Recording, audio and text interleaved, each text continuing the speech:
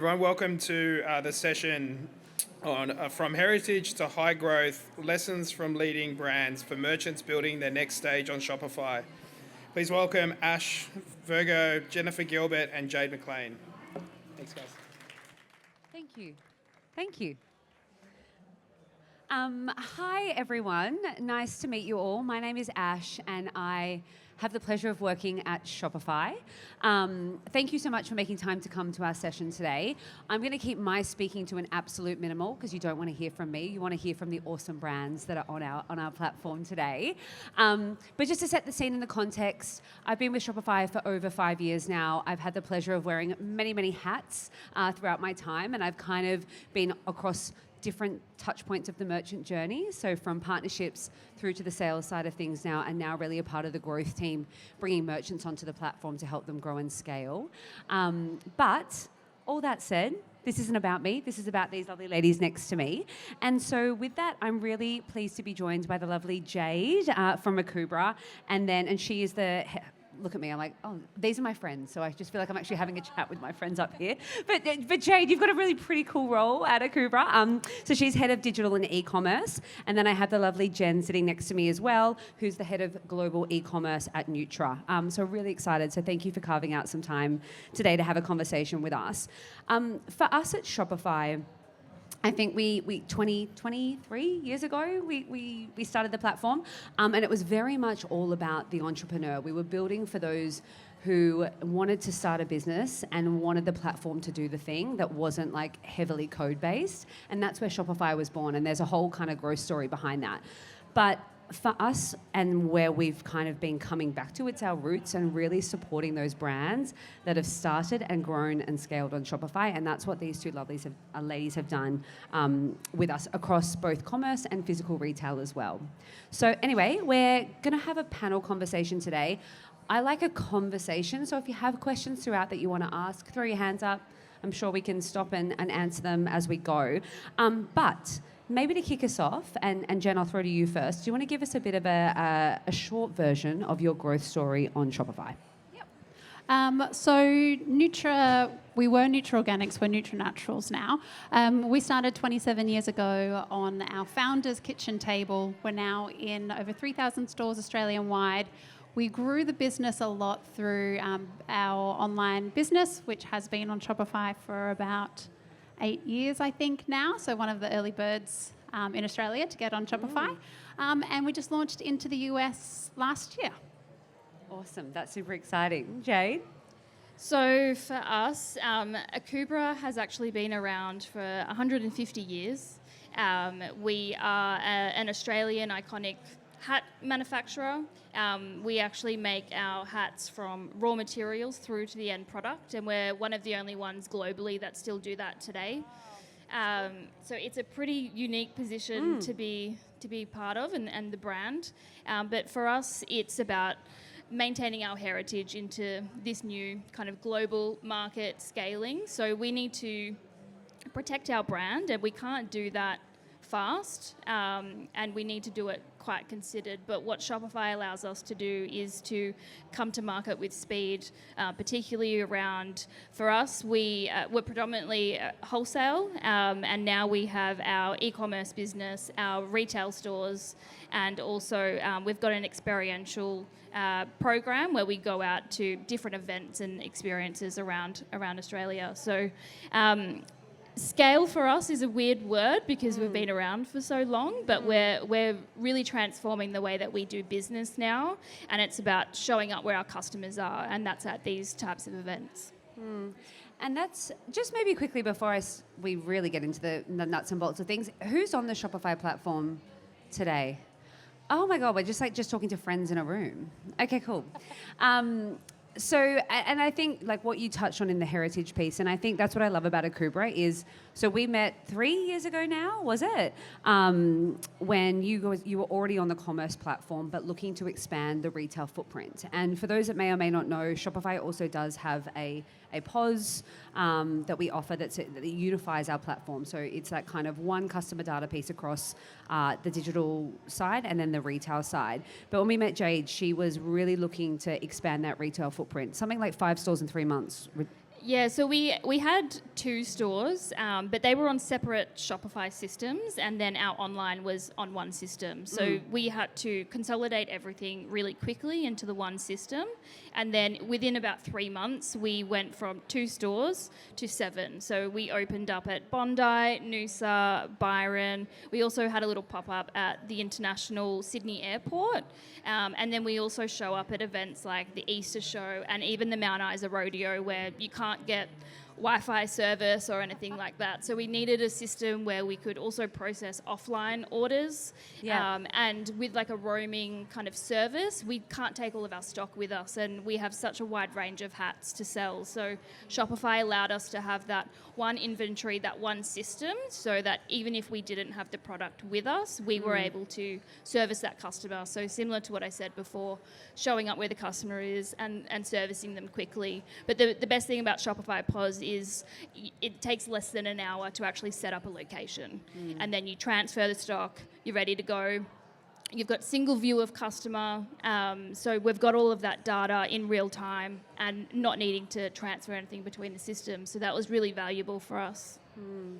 I love that. Yeah, because I can still remember you were like, this is the things that we need to do. This is what it needs to be. I was like, okay, yep, all whilst maintaining like the nature of the brand. And I think that that's what you guys do really well. Jen, Nutra. You've built really strong momentum in a highly competitive category. What have been the biggest growth levers for you in the e-commerce space? We've been digitally led for such a long time. So I think one of the things we've adopted in our team is we don't need to be able to do these huge, big growth levers. It's just how can we make 1% changes? How can we do something well in every stage of the journey? And I think as well, we've got a really good handle on the data. So understanding what's going to actually move the needle, move the needle. It works. The needle, guys. And so that when everything does kind of align and say NCAC is really low on a particular category, is then having the reactiveness to be able to go, amazing, this is the opportunity, let's scale hard on this and get to the next stage of growth. Yeah. We also like to look at acquisition and retention with really clear lenses. So what can we do for improving lifetime value in specific niches as well, and how we can use subscriptions to get people in on their product and get that more convenient for them, and also better forecasting for us. And I think you guys do that really well, because it can get overwhelming. It's like what tools, what systems, what things. There's so much to do. There's so much. Yeah. And I think you disseminate, and how you use your data is really smart. Yes. So if you're wanting to look at a gold standard website, I definitely think it's that. What I do love about you guys is all the amazing content that you have across all your different channels. We love a good aesthetic. You do. Yes. And you work with influencers and creators, which I think everyone's kind of looking to do at the moment, if not already. But when you do that, you do also give a piece of your brand to that person to carry. How do you do that in a way that still makes it feel authentic to your brand and what you want to get out of it? We've been on the influencer train for a really long time, and for anyone else who has been in a business that has had an influencer strategy for a while, you know that 5-7 years ago, the influencers, it was like a sales channel. If you aligned with the right influencer, man, it would just incredible. Now that's changed a little bit, and so our strategy with influencers has changed as well. And so it's about aligning the influencer that meets a certain value and a standard as well, and lining with some key opinion leaders, some long-term influencers that are going to represent our brand well, and then rather just relying on their audience to gain some awareness, it's then how can we take their content, put that in our flywheel, and either produce ads from it or have it as UGC on our website, and just trying to improve some of those trust points throughout the customer journey. Yeah, I love that. Because influencers can be super powerful, but there's a fine line, right? I always think, if only I was an influencer. And they can be so overrated as well. I think as well, though, we can talk about all the wonderful things that we're doing, but maybe let's take a step back. And Jayde, a question for you. What were some of the assumptions that you had early early on that turned out to potentially be wrong or a bad move for the business? What did you learn kind of maybe the hard way that some of the merchants in the room could avoid? I think for me, one of my lessons that I learnt was, being at my previous role before Akubra, I'd been there for 5 years, I'd implemented all these fun things, I'd played with tech and really built this amazing system, and we were able to scale it quickly. My first instinct was, great, I'm just going to repeat all of that and just build it for Akubra, and that's not the case. We're such a unique business, particularly with the manufacturing part of our business. It's not one size fits all. You really do need to do your due diligence to see what actually is fit for purpose for your business. And for us, it's about simplifying things. So for us, Shopify does a lot of things out of the box. They also do a lot of great partnerships with their own Shopify apps. So it wasn't about customizing something for the sake of it. We really just needed to keep it really super simple, particularly because our customer is anywhere between 18 years old to 80 years old. So we don't want to have this over-complex website where AI is jumping in all the time, or there's some cool 3D feature on our website. It just wasn't really going to work for us. So just do the simple things really well. And for us, that's about service. So how can we utilize live chat and support functions, and how do we make even just returns a simple process? So that's something that we're looking at. I think as well, even if you implemented something 12 months ago, it's not what it is today. Yeah. So I would encourage everyone to get back on the tools of what you've implemented and go back, because what you thought was amazing then is not the case now. There's probably so many things that you can turn on that will fix even just manual processes, and put yourself back into your team's shoes, because at the end of the day, they're using these tools, and if you can make it better for them, they're going to give you more time back to do other fun things. I love that. And doing the foundations well. Yeah. It's such a good point. And that's probably like a follow-up question for both of you. What did growth actually look like operationally behind the scenes for both of you? Now, you've actually got both very different stories. Jen, I might throw to you first. You're now in 3,000 plus health food stores. That's actually where I purchase my products, as well as Woolworths. How did you think about these different roles for your retail partners, and then the online channels, and then what did that play together in that kind of growth metric?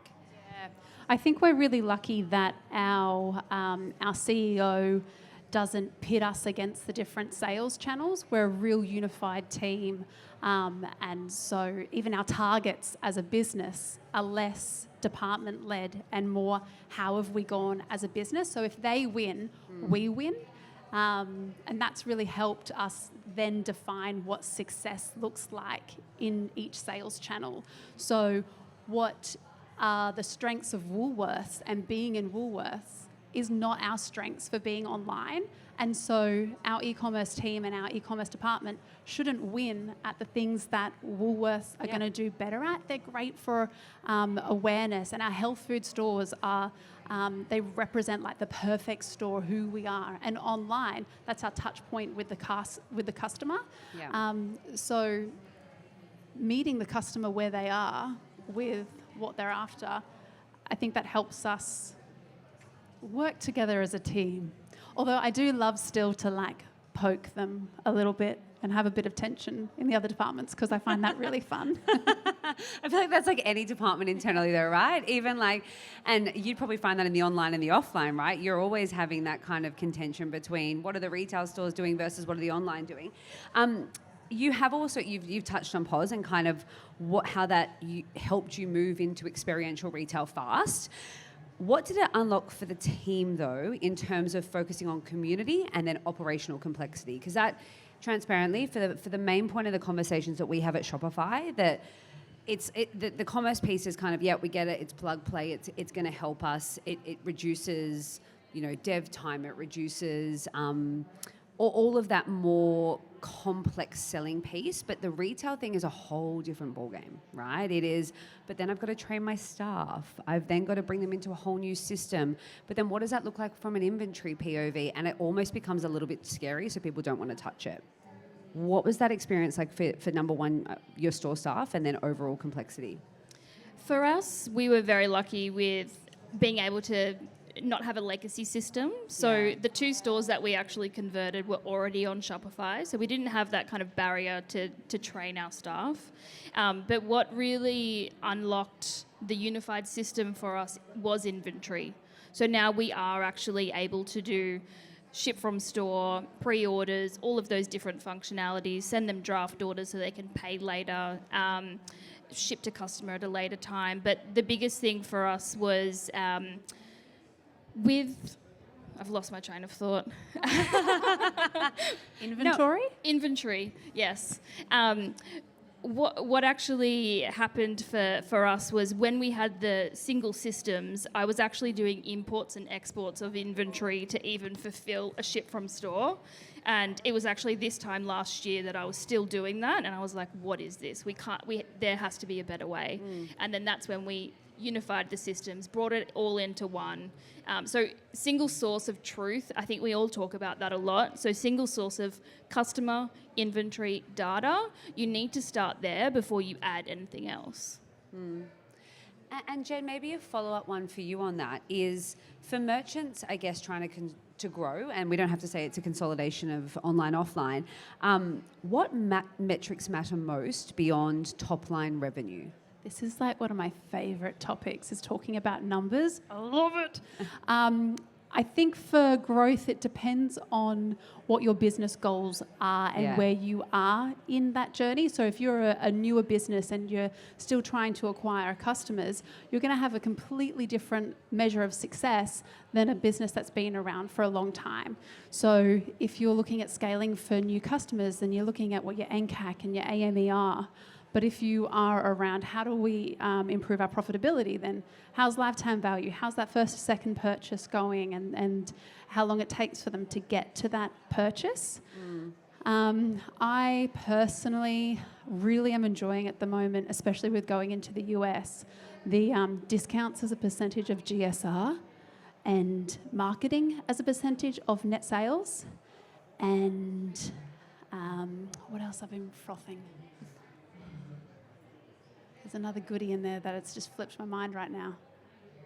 There's so many goodies, but that's top line revenue can be such a vanity metric if you don't know what your contribution margin is or what your profit looks like. And so understanding the relationship between those metrics, oh, it's so exciting. And I love that response because that's something that we get all the time is like, we just want to improve top line growth. Great. Well, what does that expense? mean? And what data are we looking at? What does that actually look like? What's your growth goal? And then we can work backwards. Because if you don't know what success is for your business, you're just shooting targets at the wall and hoping something's going to stick. Yeah, totally. So love that response. I think AI, it's the thing that, I mean, is on everyone's kind of talk track. It's what we get asked a lot is, I think my favorite question is, so what's Shopify thinking about AI? I'm like, well, I think I'll be fired if I'm not using AI in my job. But from a platform POV, it unlocks so much from an operational standpoint and from a purchasing standpoint. So maybe let's ask both of you kind of the same question. Jayde, how are you thinking about leveraging AI within the business from an operational standpoint? Yeah, so that's an interesting one for us because we can't add a lot of AI into our manufacturing process, but where we're leveraging AI is more so on making efficiencies within the business. So for us, it's a focus on customer support and how do we use AI to answer fast responses, regular FAQs, all of those types of queries, talk to customers on live chat, direct them into the right destination where they're trying to get to. And I think what is great about those types of platforms is it will consolidate all of your data to actually find those pain points to fix for the customer. Because they really shouldn't be asking us those questions. We should have the information there for them. So that's where we're using AI at the moment. It'll be an interesting topic for us to see where we take that in the future. But for us, it's about efficiencies. Yeah, that's a really good call out because we do often find product pages is where you can almost, like to your point, how can you leverage AI to ask the questions and challenge the problems before they even come up? And your product pages is a great place to do that. And then using the tooling within Shopify, whether it be even like things like Magic or Sidekick to really criticize what you're doing on the platform and then allowing you to feed better product in or make site advancements. Jen, for you guys, what are some quick wins for discoverability that you've looked at when it comes to AI? Yeah, I'm like an AI enthusiast and also an AI skeptic. I haven't yet seen how using AI has improved profitability. Yep. And even from a customer-facing point of view, using AI in chat, we've turned it on and off so many times to get it right. But from a discoverability point of view, we're at this stage at the moment where it's all about how can we understand how our brand is and isn't turning up in LLMs, and how are we being cited and mentioned, and what's the sentiment around that, and understanding then what is the size of the prize at the moment so that we can then allocate resources into that. I'm also a really firm believer that good SEO is good GEO. And so if you're doing going back to if you're doing the foundations right, you're 70% of the way there. Yeah. And then you've got those little tweaks. If anyone fearmongers me anymore into AI and AI discoverability, I'm walking away. Yeah. Because a tool needs to be able to sell you on the product and its usefulness and how good it is, rather than if you don't have this and if you're not optimized for AI, you're going to be left behind in the next 6 months. Delete those emails from your inbox. They're rubbish. That means you might have to delete some of my emails. No, I'm just... No, but I think it's a really fair call out, right? Because it is kind of like the rush that everyone's chasing at the moment. Yeah. And there is fear around... You know, we have site audits and we have all these tools that are available, which is great. But if you don't have the foundations right to actually sell your product, it doesn't even matter if you're ready to sell through ChatGPT, right? That's a you fair call out. can't go from a place of fear. You have to go from a place of understanding and knowing why you're going to invest in AI. Yeah, totally. That is such a fair call out. I also think that people forget about what happens on the other side, so post-purchase. Yeah. And, you know, we're always talking about AI to get the sale, but what are we doing afterwards? So I think that space is somewhere that we need to stay focused on as well. Yeah. And having an AI policy in your business so that employees don't go rogue with putting the company's sensitive details into an open AI source. They're like some of my favorite memes, you know, when it's like, I've just put my company information into Claude. I'm conscious of time, but kind of a couple of closing questions for you guys, and then I will ask the audience if they have any questions for you. Maybe because I asked you before, Jayde or Jen, challenge, setback from your growth journey that ultimately made Nutra a stronger business today.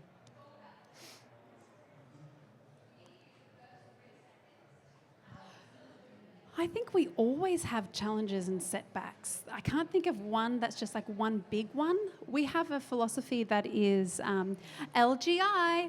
And so when there's something that's gone wrong, it's a learn and grow impact. I don't know. But that's it's really stuck with the team. But it's like fail fast. And so there are so many mistakes that we have done along the way, but that's how we know what's going to work and what's not going to work, and so that we can then change our direction and improve what we're doing. I signed a contract once that I didn't need, and then I had to pay the full 12 months.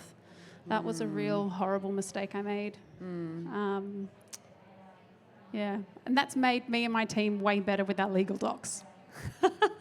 And you also don't need to have a burn and crash moment, right? To be like every day's learning in that sense.